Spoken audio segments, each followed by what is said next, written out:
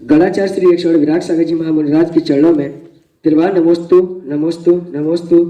इसी के साथ सभी महानुभावों को सादर जय जय। आप देख रहे हैं जनसंत वाणी चैनल के माध्यम से मन की बात मुनि श्री रंजन सागर जी के साथ। यह कार्यक्रम प्रतिदिन शाम 5 बजे जनसंत वाणी यूट्यूब चैनल के माध्यम से आप सभी को दिखाया जाता है। आज के कार्यक्रम में पुण्याजक परिवार श्रीमती शिल्पा जैन, श्रीमान सुरेंद्र जैन, कुमारी सुहानी जैन, सक्षम जैन, समस्त सेठ परिवार गंज वाले बड़ा मलहरा जिला छतरपुर मध्य प्रदेश ने यह सौभाग्य प्राप्त किया है। इनके सौभाग्य की जनसंत वाणी अनुमोदन करता है। इस कार्यक्रम को प्रारंभ करने से पूर्व पूज्य मुनिश्री के चरणों में त्रिकाल नमोस्तु करते हुए स्वामी नमोस्तु नमोस्तु नमोस्तु। यहाँ पर सर्वप्रथम प्रश्न अजित जैन, गोला जिला ललितपुर उत्तर प्रदेश पूछ रहे हैं। गुरुवर नमोस्तु। मेरा प्रश्न यह है कि मेरी गाड़ी ड्राइवर चलाता है तो मेरी गाड़ी से किसी जीव की मृत्यु हो जाए तो दोष किसे लगेगा, मुझे या ड्राइवर को? ओम शांति। देखिए,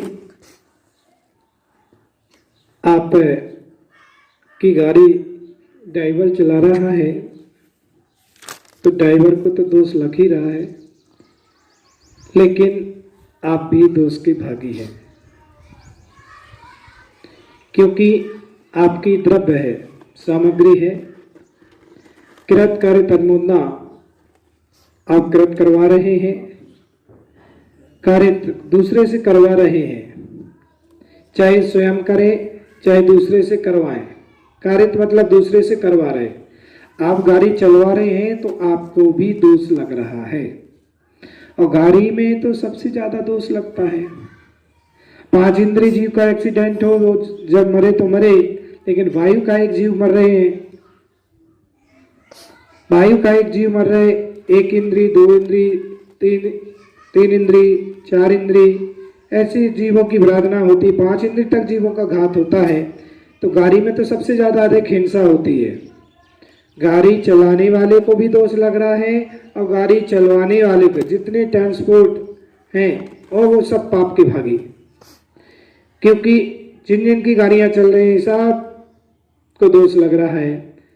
अनुमोदना कारित की चल रही है, दूसरे से करवा रहे हो, ये भी दुख पाप का कारण है। कृत करो, कारित करो, चाहे अनुमोदना करो, दूसरे स्वयं नहीं कर पा रहे हैं, दूसरे से करवाते हैं, वो भी पाप है। अपन स्वयं पाप नहीं कर रहे लेकिन दूसरे से करवा रहे, वो भी पाप है। इसलिए जो भी आपका वाहन चल रहा है उससे एक्सीडेंट आदि जो भी होते हैं उसमें मालिक को भी दोष लगता है और चलाने वाले को भी दोष लगता है। दोनों दोष के भागी हैं, दोनों ही पाप के भागी हैं। इसलिए वाहन के लिए कहा है कि वाहन आदि नहीं चलवाना चाहिए, उसमें अधिक हिंसा होती है। तो जो मालिक है उसको भी दोष लग रहा है, उसको भी पाप लगता है। इसके बाद यहाँ पर कुमारी ऋतु जैन, बड़ा मलहरा जिला छतरपुर मध्य प्रदेश से अपना प्रश्न पूछ रही हैं। नमोकार मंत्र के उच्चारण करने से कितने सागर के पाप कट जाते हैं? पंच परमेष्टि को नमस्कार करने से, यदि सच्चे भाव से मनोयोग से यदि आपने नमस्कार किया है, वंदना की है, तो असंख्यात गुण श्रेणी कर्मों की निर्जरा होती है और वह एक क्षण में, एक पल में असंख्यात कर्मों की निर्जरा वह जीव कर लिया करता है, जो एक बार पंच परमेष्टि को श्रद्धा भक्ति पूर्वक नमस्कार करता है, उनकी आराधना करता है। पंच परमेष्टि एक महामंत्र है जिसमें 84 लाख मंत्रों की उत्पत्ति है। ऐसा वो मंत्र है नवोकार मंत्र, और इस मंत्र की मात्र स्मरण करने से मात्र जीव को स्वर्ग गति के प्राप्त कर लेता है, देव गति को प्राप्त कर लेता है, और वह असंख्यात श्रेणी कर्मों की निर्जरा भी कर लिया करता है। इसलिए ऐसा सुनने में भी, कथानक में भी आता है कि जब पारस कुमार ने नाग नागिन को संबोधन किया, नवोकार मंत्र सुनाया, तो वो धरनैन पद्मावती हुए। जब रामचंद्र जी ने एक बैल को नवकारमन सुनाया, वो भी देव गति को आगे चल करके सुप्रीम हुए। ऐसा भी और भी आता है कि जब कोई त्रियंच गति को नवोकार मंत्र आदि सुना देते हैं तो उसका फल उस जीव को लिए स्वर्ग गति को, देव गति को प्राप्त कर लेता है। एक त्रियंच गति को जीव को इतना फल मिलता है पंच परमेष्टि को जपने का। अंजन चोर के बारे में आता, आरम तारम कछु नवचनम सेठ वचन प्रणाम। सेठ के वचनों को सिर्फ भगवान के प्रति श्रद्धा थी उसकी, और वह श्रद्धा का फल उसको ये हुआ कि वो अपना कल्याण कर गया। कहने का मतलब इतना है कि पंच परमेष्टि को आपने श्रद्धा से, भक्ति से नमस्कार किया है तो असंख्यात गुण श्रेणी कर्मों की निर्जरा आप एक क्षण में, एक पल में कर लिया करते हैं। इसलिए पंच परमेष्टि का स्वप्न में भी कभी अनादर ना हो जाए, स्वप्न भी अनादर के भाव ना हो। हम परमेष्टि को श्रद्धा भक्ति पूर्वक नमस्कार करें और उसका स्मरण करें, जाप करें। तो नवोकार मंत्र एक बहुत बड़ा महामंत्र है। सब मंत्रों का सार एक मंत्र है नवोकार मंत्र, जिसमें 84 लाख महामंत्रों की उत्पत्ति है और ये बहुत बड़ा मंत्र है। आपको और बहुत सारा कुछ आता हो या ना आता हो, लेकिन आप श्रद्धा से, भक्ति से पंच परमेष्टि नमस्कार मंत्र पढ़ लें, नवोकार मंत्र पढ़ लें, सारे मंत्रों की सिद्धि आपको हो जाया करती है। इसके बाद यहाँ पर विवेक जैन सोनागिर जिला ग्वालियर मध्य प्रदेश से अपने प्रश्न पूछ रहे हैं। सम्मान का पात्र इंसान कैसे बनता है? सम्मान का पात्र है, दूसरों को सम्मान देने से सम्मान मिलता है। जब हम दूसरों को सम्मान देंगे तो हम भी सम्मान, हमें भी प्राप्त होगा। आज इंसान सम्मान देना नहीं चाहता है, सम्मान लेना चाहता है, इसलिए उसको दुख मिलता है, कष्ट मिलता है, पीड़ा मिलती है। देने से मिलता है। आप सम्मान दोगे आपको भी मिलेगा। आप किसी का आदर करोगे, सत्कार करोगे, उसकी विनय करोगे तो वो भी तुम्हारी विनय करेगा, तुम्हें सम्मान देगा। और जब तुम सम्मान नहीं करोगे तो सामने वाला भी तुम्हारा सम्मान नहीं करेगा।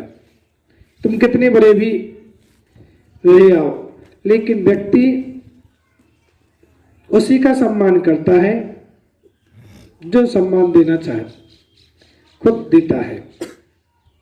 इसलिए पहली बात तो इस बात को ध्यान रखना चाहिए कि जब अपन निश्चय की दृष्टि में देखते हैं तो आत्मा का कोई सम्मान नहीं होता है। एक पुद्गल का सम्मान, अपमान की बात चलती है और थोड़ा सा कोई ने सम्मान नहीं दिया तो आपको ठेस लगती है कि मेरा सम्मान नहीं किया। सम्मान किस चीज का? आत्मा का कभी सम्मान होता नहीं है। पुद्गल के सम्मान में तूने अनादिकाल से इस पुद्गल को सम्मान लिया है। सम्मान के पीछे तूने अपने स्वभाव को, स्वाभिमान को खो दिया। इसलिए पहली बात तो सम्मान के चक्कर में रहना नहीं चाहिए। और यदि आपको सम्मान चाहिए है तो आप ऐसा काम करो, इतने सुव्यवस्थित कार्य करें जिससे हर व्यक्ति आपको सम्मान का पात्र समझे, आपको आदर दे, आपका बहुमान करे। आपके गुणों में इतनी उपलब्धि होना चाहिए कि आपके गुणों से सामने वाला अपने आप झुक जाता है। कहा जाता है झुकाने वाला चाहिए, झुकने वाले तैयार है। यदि हम झुकाने की ताकत रखते हैं तो सामने वाला झुकने की। जब राम, लक्ष्मण और सीता 3 वन में गए थे मात्र, लेकिन उनके अंदर दया, करुणा, वात्सल्य इतना भरा हुआ था कि जब वापस अयोध्या में लौट करके आए, अक्षौणी सेना लेकर के, और वो भी मनुष्य, त्रियंच गति के जीव, नर नारी, सब उनके साथ होते चले गए, सब उनके साथ चलते रहे। जहाँ गए, जिस नगर में गए, वहीं लोगों ने साथ दिया, वहीं उनके पीछे पीछे। इसलिए सम्मान देने से सम्मान मिलता है। जब उन्होंने वात्सल्य दिया प्राणी मात्र के लिए, ये भेद नहीं रखा कि ये त्रियंच गति का जीव है, कि ये मनुष्य है, ये ऊंचा मनुष्य की नीचा मनुष्य, इस सब का भेद न रखते हुए उन्होंने मानवता जाति के लिए सम्मान दिया, जीव के लिए सम्मान दिया। उसी का भाव है कि आज सारे उनके गुणगान गाते हैं, उनका बहुमान करते हैं, उनका सम्मान करते हैं। आप साधु संतों को देखिए, जब साधु संत किसी नए जगह जाते हैं, नए स्थान पर पहुंचते हैं, जब नगर में जाते हैं तो 10-20 लोग रहते हैं, लेकिन नगर से जिस दिन विहार करते हैं तो हजारों की पब्लिक उनके साथ हो जाती है, सारे लोग उनसे जुड़ जाते हैं, क्योंकि वो वात्सल्य देते हैं तो लोग प्रजा श्रावक उनसे जुड़ती है और धीरे धीरे उनसे जुड़ाव हो जाता है। तो हमें सम्मान देने से सम्मान मिलता है, हम दूसरे को सम्मान देंगे तो हमें भी सम्मान मिलेगा। ऐसा कार्य करें कि अपन को स्वयं को सम्मान कहना ना पड़े, अपने आप सम्मान मिले। सम्मान कहने से लिया, बोल करके बुलवाया सम्मान, तो क्या सम्मान? सम्मान तो वो है जो लोग अपने आप करें, आपके गुणगान गाएं, आपके जाने के बाद भी आपके गुणगान गाएं, आपको बहुमान से नाम लिया जाए, वो सम्मान है। इसके बाद यहाँ पर कुमारी राशि जैन सहारनपुर उत्तर प्रदेश से अपना प्रश्न पूछ रही है। हे गुरुवर, श्रवण संस्कृति किसकी संस्कृति है? श्रवण संस्कृति महाव्रतियों की श्रवण संस्कृति है। जो महाव्रत को धारण करता है, जो संयम को धारण करता है, उसकी ये संस्कृति है। और इस श्रवणों की संस्कृति जहां पर रत्नात्रय धर्म को अंगीकार किया जाता है, यहाँ संयम की पूजा की जाती है, असंयम की पूजा नहीं की जाती। इसलिए श्रवणों की ये संस्कृति आज से नहीं, पूर्व से रही है, और इस श्रवणों की संस्कृति के कारण ही ये देश बचा हुआ है। देश में जो अब आपदाएं विपदाएं आती हैं, लेकिन छोटे रूप में पलायन करके निकल जाया करती हैं, यहाँ पर बहुत बड़ा भयंकर रूप नहीं ले पाती हैं। उसका ये मतलब है कि ये श्रवण संस्कृति इस धरा पर है, और श्रवणों की संस्कृति जिन्होंने अपने त्याग तपस्या को इतना बल दिया है, संयुक्त रूप से त्याग किया, तपस्या की, साधना की, और उस साधना का फल ये है कि विश्व में उसकी, इस भारत देश में उसकी भावनाओं से पूरे देश में शांति फैल रही है। इसलिए श्रवण संस्कृति भारतीय संस्कृति त्यागी वृत्तियों की, महावृत्तियों की संस्कृति है, जहाँ महाव्रत धारण किए जाते हैं, जहाँ पर संयम धारण किया जा रहा है, जहाँ राग से हट करके वैराग्य की ओर लिया जाता है, जहाँ लोग रोटी के पीछे भागते हैं, लेकिन ये देश उन श्रवणों का है कि जहाँ रोटी के पीछे नहीं, रोटी उनके चक्कर लगाया करती है। संत श्रवण कभी रोटी के पीछे नहीं भागते हैं, रोटी उनके चक्कर लगाया करती है। लोग सुबह से उठ करके शाम तक कमाने के लिए जाते हैं और एक हाथ से भोजन करते हैं, लेकिन ये श्रवण है, संस्कृति है, ये दोनों हाथ से भोजन किया करते हैं। ये वो श्रवण संस्कृति है जहाँ त्याग में जितना छोड़ते जाते हैं उतना उनके पास आता चला जाता है। त्याग में जहाँ जहाँ त्याग है वहाँ वहाँ पीछे पीछे लोग भागते हैं, जितना छोड़ोगे उतना तुम्हें मिलेगा। तो इसलिए गुरुजी कहते थे कि व्यवस्थित रहोगे तो व्यवस्था अपने आप बनती चली जाएगी। व्यवस्थित रहना जिसने सीख लिया जीवन में, उसकी व्यवस्थाएं अपने आप अनुकूल बनती चली जाती है। श्रवणों के लिए व्यवस्था बनाने की जरूरत नहीं होती है। श्रवण अपने आप में स्वयं व्यवस्थित रहते हैं तो उनकी व्यवस्था समाज देश अपने आप बना करके चलता है। और यही श्रवणों की आज कितना बड़ा प्रधानमंत्री भी आए तब भी इन श्रवणों के चरणों में वह झुक जाता है, इनके सामने मस्तक को झुका लेता है, क्योंकि ये त्याग की मूर्ति है, तपस्या की मूर्ति है, और ये त्याग तपस्या की मूर्ति से ही हमारे देश को जाना जाता है। यहाँ पर पूंजीपतियों की पूजा नहीं है, यहाँ पर अजंता एलोरा की गुफाओं से ये देश प्रसिद्ध नहीं है। ये देश कुतुब मीनार से प्रसिद्ध नहीं है, ये आगरा के ताजमहल से प्रसिद्ध नहीं है। ये देश यदि किसी से प्रसिद्ध है तो इन त्यागियों की तपस्या से प्रसिद्ध है, इन श्रवणों की साधनाओं से प्रसिद्ध है। इसलिए इस भारत देश में श्रवण संस्कृति ही बहुमान्य है और उनको ही सम्मान मिलता है। त्यागियों की साधना है, उन त्यागियों की साधना से ये देश अभी तक बचा हुआ है।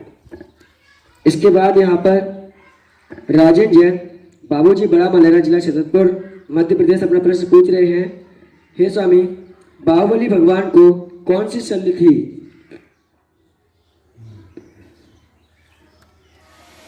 पहली बात, भगवानों को कोई शल्य होती नहीं है। जिनको केवल ज्ञान हो गया, भगवान बन गए, उनको कोई शल्य ही नहीं है। रही बाहुबली की बात, तो बाहुबली जब मुनि अवस्था में साधना के लिए खड़े हुए थे तब भी उनके लिए शल्य नहीं थी, क्योंकि शल्य तीन होती है, माया, मिथ्या, निदान। और ये तीनों शल्यों में से उनके पास न माया रूप शल्य थी, न मिथ्या, न कोई निदान। क्योंकि शल्य होगी तो वो वृत्ति नहीं होंगे, महावृत्ति नहीं होंगे, मिथ्यात्व रूप में चले जाएंगे। इसलिए उनके पास कोई शल्य नहीं थी।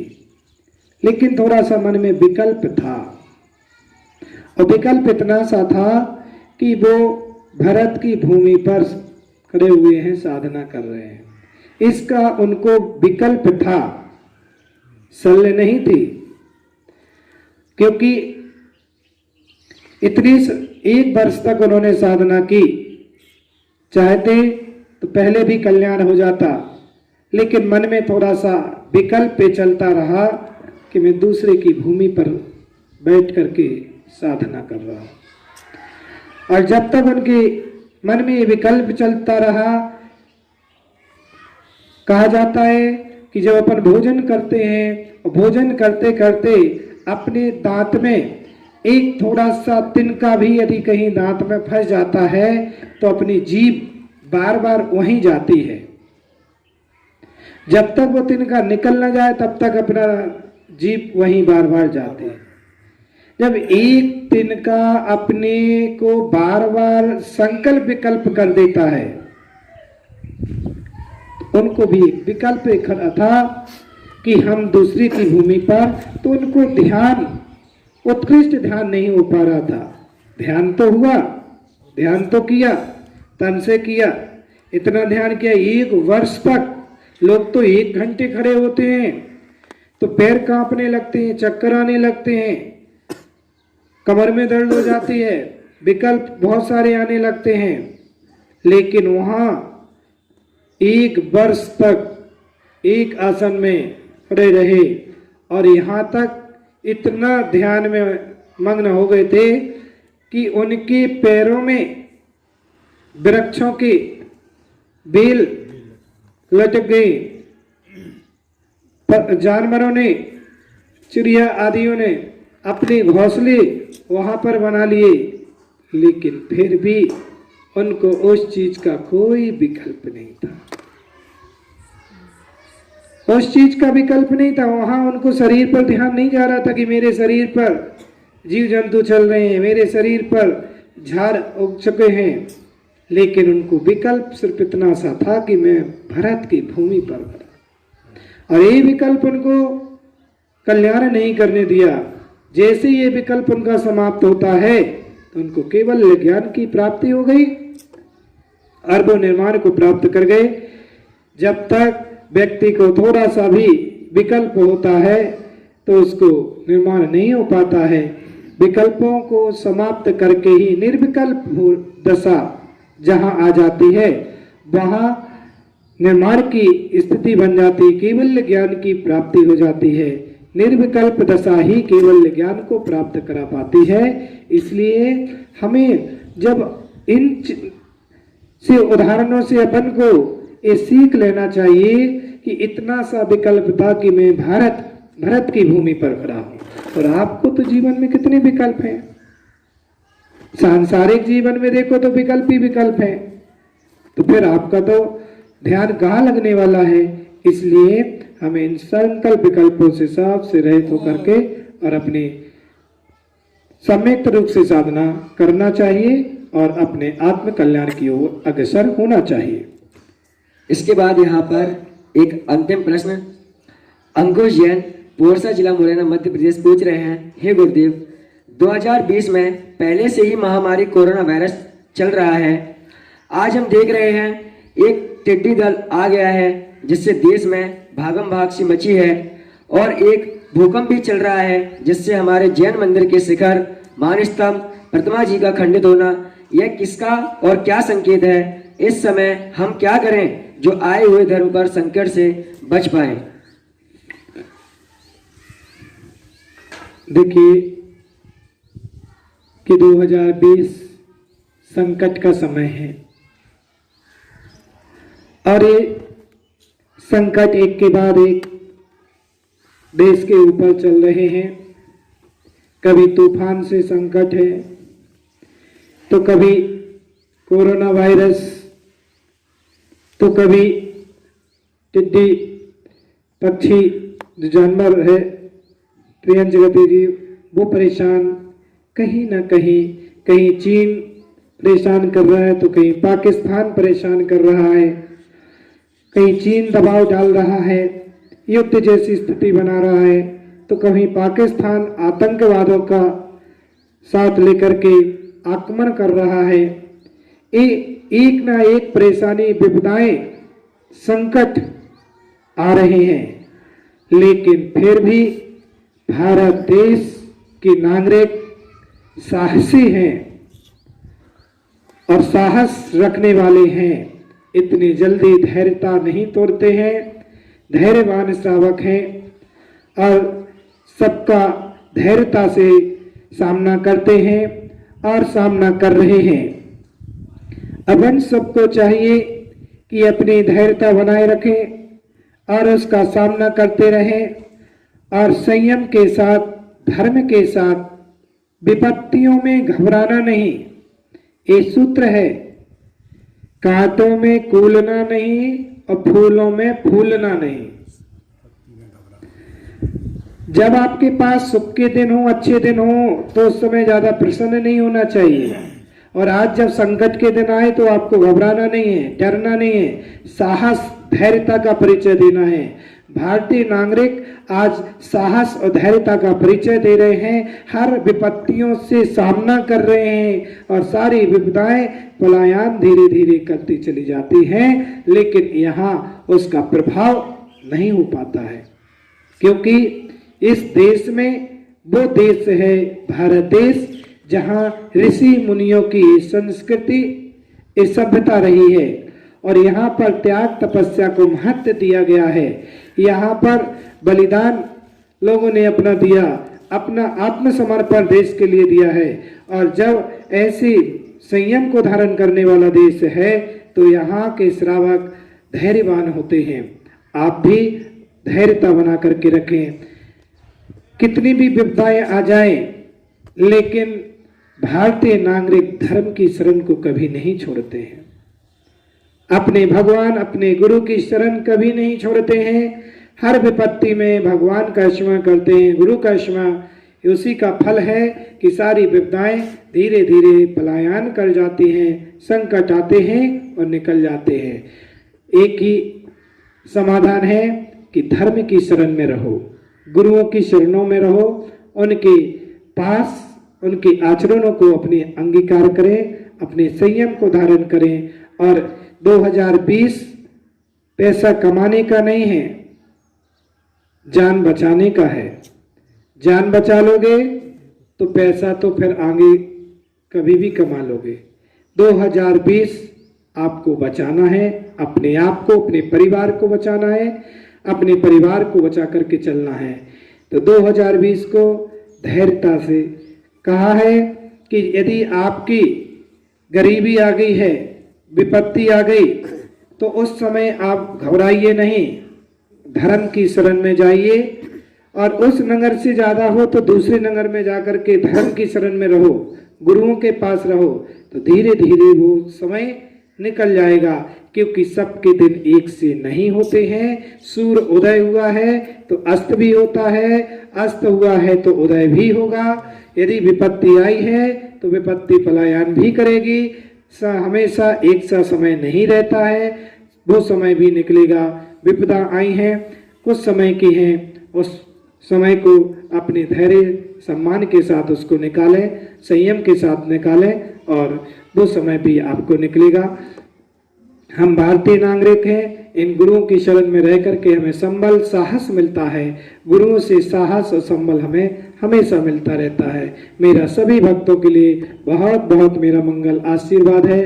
आप धैर्यता का, संयम का परिचय दें और इस देश में एक दूसरे का साथ दे करके मानवता का, धर्म का पालन करते हुए आगे बढ़ते चले जाएं और अपने इस देश से बीमारियों का सामना करें और उन बीमारियों को पलायन करने का संकल्प एक दूसरे के साथ लेकर के चले। सभी लोगों के लिए मेरा बहुत बहुत मंगल आशीर्वाद।